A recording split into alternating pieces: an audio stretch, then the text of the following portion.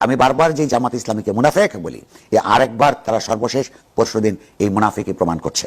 হাদির চিন্তা চেতনার বিরুদ্ধে গিয়ে যারা এই মুহূর্তে নির্বাচন চান না, সরকারের ভিতরে যারা এবং সরকারের বাইরে যারা, তারা হাদিকেই ব্যবহার করছেন।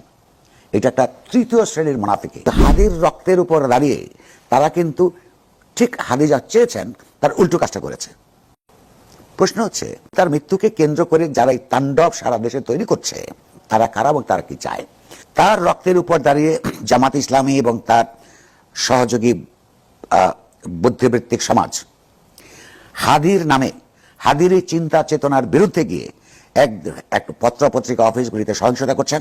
বাংলাদেশের ইতিহাস এবং ঐতিহ্যের সঙ্গে সম্পর্কিত যত প্রগতিশীল চিন্তা চেতনা আছে, গণতন্ত্র পরায়ণ চিন্তা চেতনা আছে, এগুলোর যে বিকাশের ক্ষেত্রে যে সমস্ত প্রতিষ্ঠানগুলো কাজ করেছে তাদের উপর আক্রমণ করছে এবং সবচেয়ে বড় কথা বলছে নির্বাচন তাদের প্রয়োজন নাই। জামাত ইসলাম এবং তাদের বন্ধুদের কেন নির্বাচন প্রয়োজন নাই এটা আমরা জানি। একই সঙ্গে জানি অধ্যাপক ইউনূসের সরকারের মধ্যে এখনো পর্যন্ত জোর করে ক্ষমতাকে, নির্বাচনকে পিছিয়ে দিয়ে ক্ষমতাকে প্রলম্বিত করে এই রাষ্ট্র ক্ষমতা উপভোগ করবার যে আনন্দ, এইটা পাবার জন্যে এই জামাত ইসলামী সহ যারা মনে করেন না যতই তারা উপর দিয়ে বলুক তারা ক্ষমতায় চলে যাবে, তার ঠিকই অ্যাসেসমেন্ট আছে তারা ক্ষমতায় যেতে পারবে না, ফলে তাদের প্রস্তুতির জন্য আরো সময় দরকার। কিন্তু এই ঘটনার ব্যাপারে তো প্রকাশ্যেই একরকম নিন্দাই জানালেন জামাতের আমির, তার অর্থ তাহলে কি? আমি আসছি সেই জায়গায়, অনেক গুরুত্বপূর্ণ একটা প্রশ্ন উত্থাপন করেছেন। তো প্রশ্নটা হচ্ছে যে হাদির চিন্তা চেতনার বিরুদ্ধে গিয়ে যারা এই মুহূর্তে নির্বাচন চান না, সরকারের ভিতরে যারা এবং সরকারের বাইরে যারা, তারা হাদিকেই ব্যবহার করছেন। এটা একটা তৃতীয় শ্রেণীর মুনাফিকি।